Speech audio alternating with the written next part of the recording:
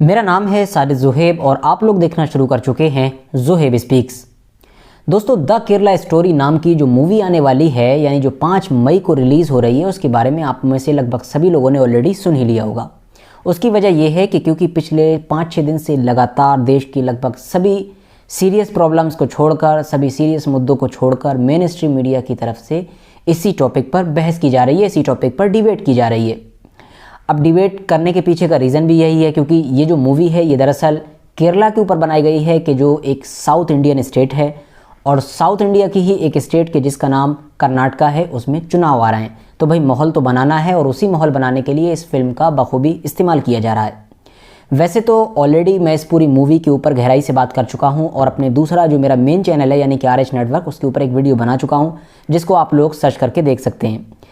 मगर फिर भी आज की जो मुद्दे की बात है उसको समझने के लिए भी आप लोगों को मैं कुछ बेसिक चीज़ें इस मूवी के बारे में बता देता हूं ताकि आप लोगों को सब कुछ आसानी के साथ समझ में आ जाए। द केरला स्टोरी दरअसल एक ऐसी मूवी है कि जो केरला स्टोरी की कहानी के ऊपर बनाई जा रही है। जो इसके डायरेक्टर हैं यानी जो इसके मेकर हैं, जिन्होंने इस फिल्म को बनाया है, उनके मुताबिक ये एक रियल स्टोरी पर बनाई गई फिल्म है।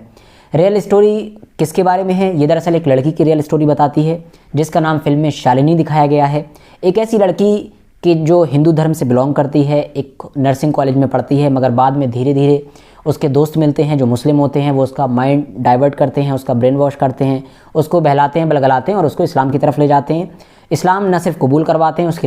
उसकी शादी भी एक मुस्लिम लड़के से करवा देते हैं और उसके बाद उसको सीरिया और इराक जैसे इलाकों में भेज दिया जाता है जहाँ पर उसको ISIS ज्वाइन करवाया जाता है।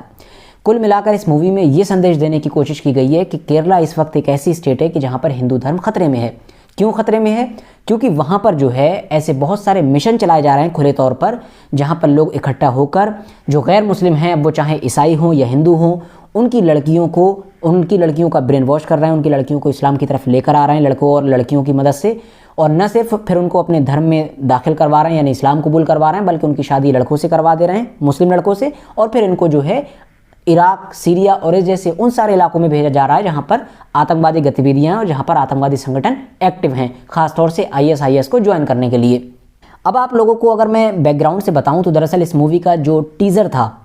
जो सबसे छोटा पार्ट होता है मतलब दिखाने के लिए कि किस तरह की मूवी आ रही है, किसी भी फिल्म का टीज़र होता है, वो रिलीज़ हुआ था 3 नवंबर के दिन यानी कि पिछले साल 2022 में। उसके बाद ट्रेलर जो है वो लॉन्च हुआ है 28 अप्रैल 2023 के दिन, यानी आज से सिर्फ 5-6 दिन पहले। मूवी रिलीज़ हो रही है 5 मई के दिन। मगर दोस्तों, जब से इसका टीज़र रिलीज़ हुआ था तब से ही इस मूवी को लेकर काफ़ी गदर मचने लगा था। टीज़र में दिखाया गया था कि जो इस मूवी की जो एक्ट्रेस थी यानी कि अदा शर्मा, जो इसमें शालिनी का रोल कर रही हैं, शालिनी नाम की लड़की का, वो अपना नकाब खोलती हैं, टीज़र में दिखाया गया है, और वो कहती हैं कि मेरा नाम फ़ातिमा है, मेरा नाम शालिनी है, मगर अब मैं शालिनी नहीं हूँ बल्कि मैं फ़ातिमा बन चुकी हूँ, मुसलमान हो चुकी हूँ और मैंने ISIS ज्वाइन किया है और ISIS को ज्वाइन करने के बाद भी अब मैं अफ़गानिस्तान की जेल में बंद हूँ, यानी मेरी ज़िंदगी बहुत तबाह हो चुकी, बर्बाद हो चुकी है। और यहाँ पर मैं सिर्फ अकेली नहीं हूँ बल्कि मेरी तरह 32,000 और ऐसी गैर मुस्लिम लड़कियाँ हैं, ईसाई और हिंदू, कि जिनको इस तरह से लाया गया यानी मुसलमान बनाकर मुस्लिम लड़कों से शादी करवा के ISIS तक लाया गया और फिर हम सब जेल में हैं और हम सब मरने की कगार पर पहुँच चुके हैं। तो कुल मिलाकर टीज़र में ये दिखा दिया गया था कि ये 32,000 लड़कियों की कहानी है कि जिनको पिछले 8 से 10 सालों के अंदर केरला से सीरिया और इराक ISIS ज्वाइन करवाने के लिए भेजा गया। और ये सारी की सारी लड़कियां या तो हिंदू थी या ईसाई थी और इनको बाद में मुसलमान बनाया गया था। जो इसके डायरेक्टर थे वो भी शुरू से यही दावा करते आ रहे थे कि भाई ये सच्ची स्टोरी है, 32,000 लड़कियों का ऐसा हुआ है। उनसे पूछा भी जा रहा था कि भाई आप 32,000 का आंकड़ा कहाँ से लेकर आए, तो वो इधर उधर की बातें बता रहे थे कि फलाना जगह से लिया, फलाना जगह से। लेकिन ये कुल मिलाकर क्लियर हो चुका था कि इनके पास कोई भी ऐसा एविडेंस क्लियर नहीं है कि जिसको ये रख सकें लोगों के सामने और ये कह सकें कि यहाँ से हमने सबूत लिया है और इस बेस पर जो है हमने ये मूवी बनाई है। टीज़र जब रिलीज़ हुआ तो फ़ौरन बातें होना शुरू हो गई कि भाई 32,000 का आंकड़ा आया कहाँ से, 32,000 का आंकड़ा आया कहाँ से। न सिर्फ टीज़र में ही दिखाया गया था 32,000 वाली चीज़, बल्कि जो टीज़र का जो डिस्क्रिप्शन था, यानी कि हर यूट्यूब वीडियो का डिस्क्रिप्शन होता है, मेरी वीडियो का भी डिस्क्रिप्शन होगा, अगर आप लोग सर्च कर नीचे वो डिस्क्रिप्शन वाला ऑप्शन खोलेंगे तो उसमें दिखेगा आप लोगों को। तो इस टीज़र का जो डिस्क्रिप्शन था उसमें भी ये लिखा हुआ था कि केरला की 32,000 लड़कियों की डरावनी, रुला देने वाली और पता नहीं कौन कौन सी वाली कहानी आने वाली है। आप लोग इंतज़ार कीजिए, जल्द ऐसी कहानी आ रही है, सच्ची कहानी आ रही है। अब मज़े की बात यह है कि 4-5 या जितने भी महीने के बाद, यानी नवंबर से लेकर अप्रैल तक का जितना भी बीच में अरसा था, इसके बाद जब ट्रेलर लॉन्च किया गया तो डायरेक्टर को ये बात क्लियर पता चल चुकी थी कि लोग मेरे ऊपर सवाल फिर से खड़ा करेंगे कि 32,000 कहाँ से आप आंकड़ा लेकर आए, कहाँ पर डेटा आपने ये कलेक्ट किया, कहाँ से लिया है। तो इसीलिए उन्होंने क्या किया, ट्रेलर में तो 32,000 वाली कीवर्ड को बचा कर रखा ही, मतलब दूरी बना कर रखी। उसके अलावा डिस्क्रिप्शन में भी अब 32,000 नहीं लिखा उन्होंने ट्रेलर के, बल्कि उसमें लिखा कि 3 लड़कियों की कहानी, केरला के जो अलग अलग हिस्सों से बिलोंग करती हैं उन 3 लड़कियों की सच्ची कहानी आ रही है। बाकी सब कुछ हटा दिया जो उसमें बड़ा चढ़ाकर लिखा था, 3 लड़कियों की कहानी आ रही है। बात यहीं पर ख़त्म नहीं हुई।